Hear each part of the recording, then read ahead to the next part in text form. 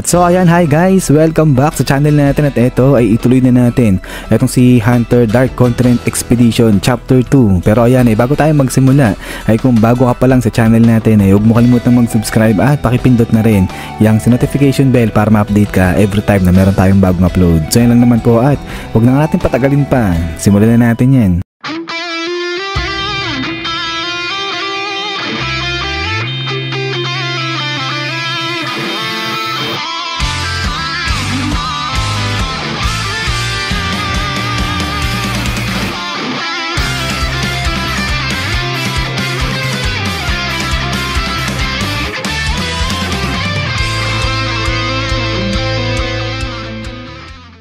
At so dito ngayon magsisimula balik sa may city at dito ay nag-uusap na nga itong dalawang empleyado. So isang bago at saka isang veterano. So itong si Manong ay sinasabi niya lang dito sa bago kung ano nga yung trabaho nila. At ang trabaho nga nila dyan ay i-check yung isang lugar kung safe ba ito puntahan ng tao. So tinitignan nila yung buhay doon sa isang lugar. Yung mga halaman, yung mga hayop, pati na rin yung climate change na nangyayari doon. So buong ecosystem ng lugar ay check nila. At sa bandang huli ay tinatag nila to kung safe ba yan puntahan ng tao o hindi. At so dito sabi ngayon ni Manong na yung naibigay na trabaho dito sa Bagotilyo ay talagang importante yan. So ito sagot, itong si Bago at ang sabi niya nga dyan na aware siya na talagang importante yung binigay sa kanyang trabaho. At so kaya dito tanong ni Manong itong si Bagotilyo at ang sabi niya nga dyan, sige ano ba yung mga rules natin o yung first rule, sabi niya ganyan. At ito sagot ngayon itong Bago at ang sabi niya nga dyan, yun ay i-screen ng maigi lahat ng aplikante o lahat ng tao na gustong pumunta doon sa may New World. At syempre, sa lahat ng mga papasa, ang gagawin naman ng mga staff nito nila Manong ay sila naman yung magbibigay ng safety doon sa mga pupunta sa may New World. So ang ibig sabihin ay responsibility nito nila Manong yung kaligtasan ng lahat ng tao na papasa papunta doon sa may New World. At so kaya dito, ang tanong ay ni Manong, o sige, sa madaling sabi, ano trabaho nila? So sagot, etong Bago at ang sabi niya nga dyan, ang trabaho nila ibig sabihin ay wala silang papayagan na kahit sino na pumunta dun sa may New World. So ibig sabihin babagsak nila lahat ng aplikante na papunta dun. But then ay dito nga biglang sagot ulit si Manong. Ang sabi niya nga dyan, pero may problema sila. At eto nga sabi ngayon ng Bago,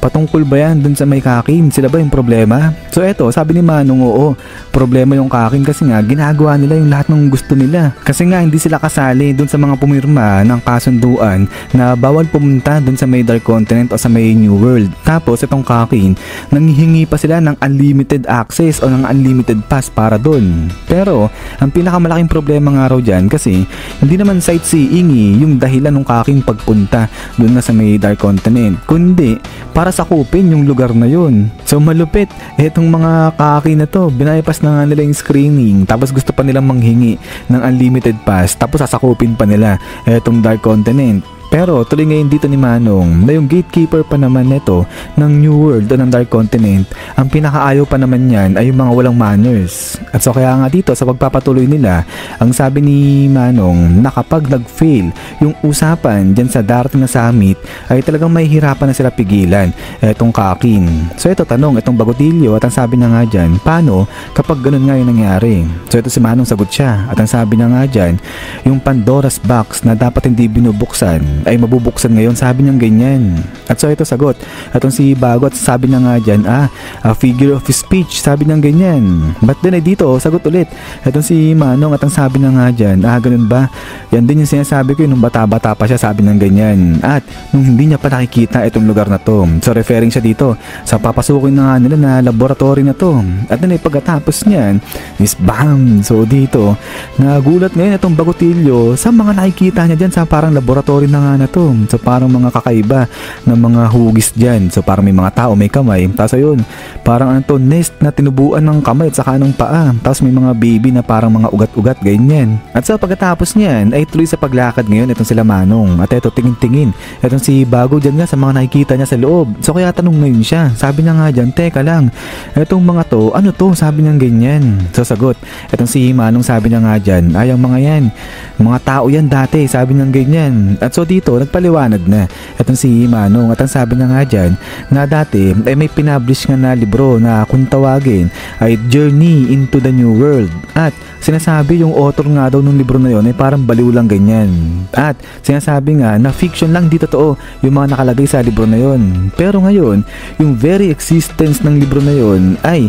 tinatawag na legend o tinuring na yun na legendary ganyan. At so kaya nga ngayon itong si Manong bigay-bigay niya ngayon itong libro dyan sa bago at sabi niya nga dyan copy yan kaya pwede siyang maglagay ng note dyan at ang trabaho niya ngayon ay basahin niya itong libro na to. At ito nga sabi ni Manong dyan nakalagay lahat nga ng ginawa ng tao, lahat ng pinagbayaran nila nung pumunta sila dyan nga sa tinatawag na New World o Dark Continent at hanggang ngayon ay nagpapatuloy pa rin yan. So ibig sabihin hanggang ngayon ay pinagbabayaran pa rin ng humanity yung ginawa nilang pagpunta dun sa may Dark Continent. At so dito tuloy ngayon ni Manong ay di ba nga ang dami nang nakita nito ng bagutilyo dyan sa loob ng laboratory, yung parang piniga ng mga tela. So dito sabi ni Manong nakalagay din yan dito sa libro, nakalagay dyan yung mga tao na pumunta dun sa may Dark Continent ay ganyan yung nangyayari sa kanila, yung para silang piniga. Pero yung nakikita dito ng bagutilyo na to, etong mga parang pinigang tao na to, dito lang yan nangyari sa mundo natin, hindi doon sa may Dark Continent. At so kaya dito tanong itong si Bagutilyo at ang sabi na nga dyan na meron ba silang mga records about dyan sa mga victim kasi mamaya baka nang galing sila doon nga sa Dark Continent. Pero sagot itong si Manong at ang sabi na nga dyan na yun nga yung problema, wala silang records at ang pinagbibintangan dito ang may kagagawan niyan mga mafia. So dito tuloy ngayon ni Manong pero meron nga mga witness, may mga nakakita dyan sa nangyari, yung bigla na nga lang daw na pinipiga yung mga tao at ang nakakita daw dyan mga doktor, pulis, di naman kaya teacher o kaya mga athlete. So dito sabi ni Manong, okay lang sana kung yung mga nakakita o yung witness, mga addict, para madali lang sabihin na hindi totoo yung mga sinasabi niyan. Pero hindi nga ganun, mga professional talaga yung mga nakakita sa nangyari. But anyways, ay tuloy ngayon ni Manong na sige, basahin na lang nito ni Bago itong libro at gumawa siya ng report patungkol dyan. At ganun pa rin, i-identify niya yung mga risk doon naman sa mga dadaanan papunta sa may Dark Continent. But then ay dito habang naglalakad, etong dalawa ay biglang may nagtap nga dito sa may salamin at eto napatingin ngayon etong Bago at then after niya, Miss Bam. So dito labas na nga dyan etong parang zombie na to at ito natakot, napatras ng bagya dyan etong si Bagutilyo. So ito si Manong sabi niya nga dyan, ayan ba? Yan yung kaisa-isang nakaligtas na nanggaling dun sa may Dark Continent. At ito sabi nga ni Manong na 50 years na nga nandiyan yan. Etong parang zombie na yan at self-sustaining daw yan. So hindi nga raw yan kumakain ng pagkain ng tao. So kaya dito nagulat talaga etong si Bagutilyo at ang sabi na nga dyan, 50 years na yung ganyan. So dito sabi ni Manong, hindi nga raw talaga namamatay yung parang zombie na yon. At tuloy ngayon ni Manong na isang hunter pala yan at nanggaling yan, pumunta yan doon nga sa may Dark Continent. So sa tuwing china-challenge at pinupuntahan nga raw itong Dark Continent ay lagi na lang nakakapagdala o nakakapag-uwi sila ng isang calamity na pwedeng umubos sa isang katauhan. At itong pagpunta-punta dyan sa Dark Continent, nangyayari yan pagkatapos ng ginawang treaty o ginawang kasunduan ng V5 na bawal na nga pumunta dyan sa Dark Continent. So ibig sabihin talagang matitigas ang ulo, ganyan. But then after nyan ay dito na nga uwi na etong si Bagutilyo at eto inaaral niya na ngayon etong si Dark Continent dyan. At then after nito ay talon na sa mga Third Zodiacs dahil pinapanood na nga nila dyan yung iniwang CD o mensahe ni Chairman Netero. At eto nga sabi ni Chairman Netero dyan na in-ignore daw yung warning niya at nagtuloy-tuloy pa rin pumunta sila doon nga sa may Dark Continent. At ang ginawa nga ng mga nagpupunta dun sa Dark Continent, dun pa sila dumadaan sa unexplored route o sa hindi pa na-explore na ruta. Kaya yun yung dahilan kaya ang daming namamatay sa tuwing may pumupunta dun sa Dark Continent. At higit pa nga doon, kaya sila nakakapag-uwi ng casualty, ng calamity o yung threat ba, ganyan. So si Beyond Netero, yung anak nito ni Chairman Netero, gustong bumalik dun sa Dark Continent pero pinagbawal niya na nga yan. At dito rin sa Hunter Association, kaya pinagbawal na ni Chairman Netero itong mga to na pumunta dun sa Dark Continent.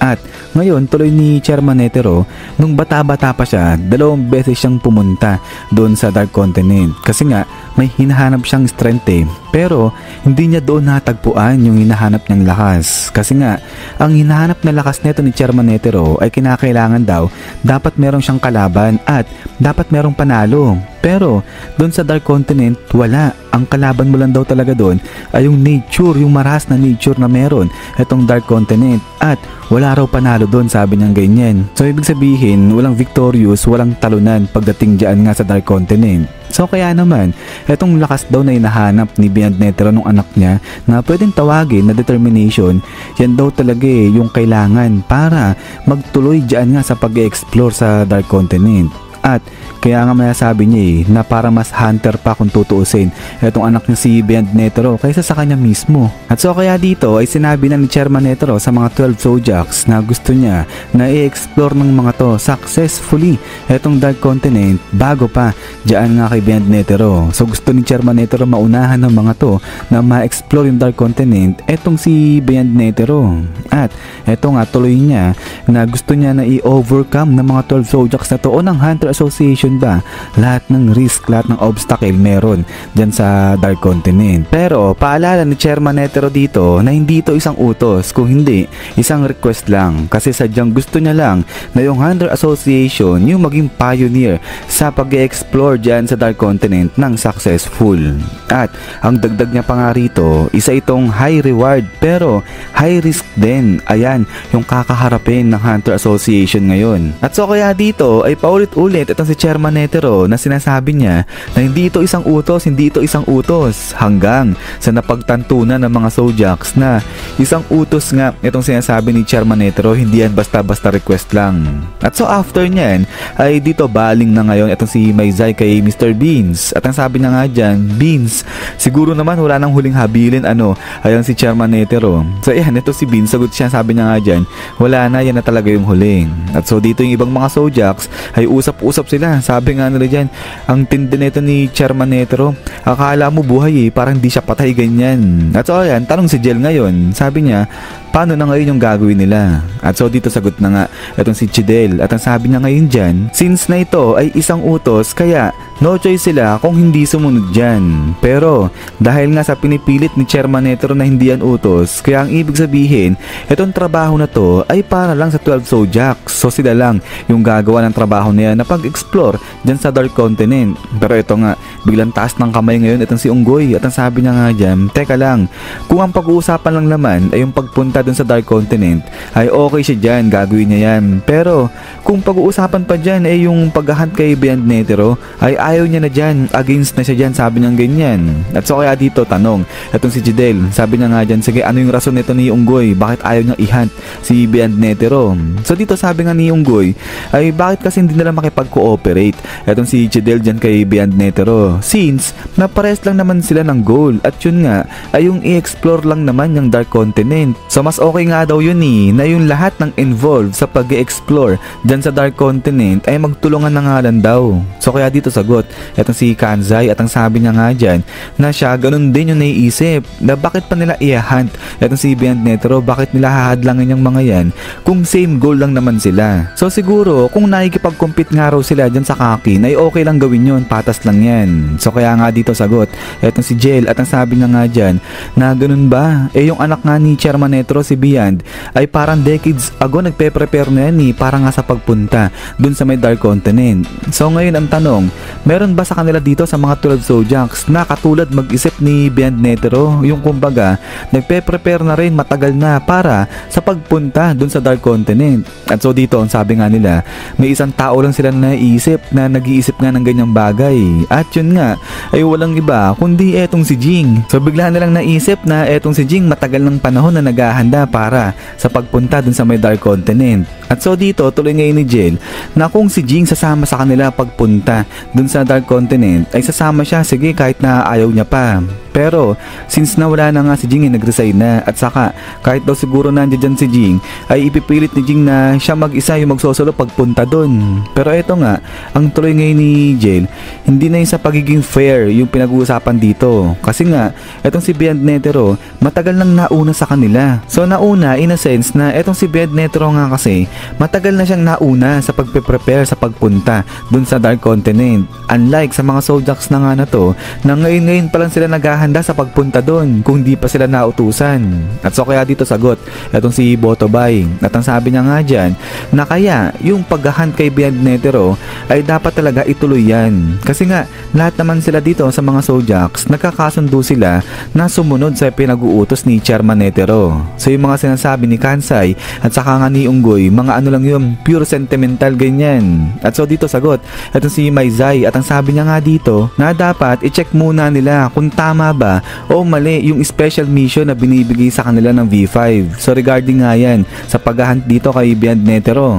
At so dito ay habang nag-uusap-usap, medyo nagkakadiskusyonan, etong mga Zodiacs ay bigla na nga lang may tumawag sa kanila. So ayan, takbo si Beans at sasagutin niya na nga etong telepono. At so dito sa pagkakasagot nga ni Beans ay nagulat siya. Bakit? Kasi ang tumawag sa kanila ay etong si Beyond Netero na nga. So matindi, etong si Beyond, siya na mismo yung pumunta dyan sa mga Zodiacs. At so kaya nga dito ay hinarap na ni Beyond etong sila Beans, at ang sabi niya nga dyan, aba Beans, matagal-tagal na rin na, at ngayon kasama mo pa itong mga Zodiacs. At so at tuloy dito ni Beyond, kung pwede ay tawagan daw ng mga to yung V5 at sabihin sa kanila na sila sa Hunter Association na capture na itong si Beyond. So medyo nagugulat dito itong Zodiacs, hindi nila kasi alam kung ano yung nasa isip neto ni Beyond Netero. But then ay biglang salita itong si Netero, at ang sabi na nga dyan na mag-give and take nga raw sila ngayon.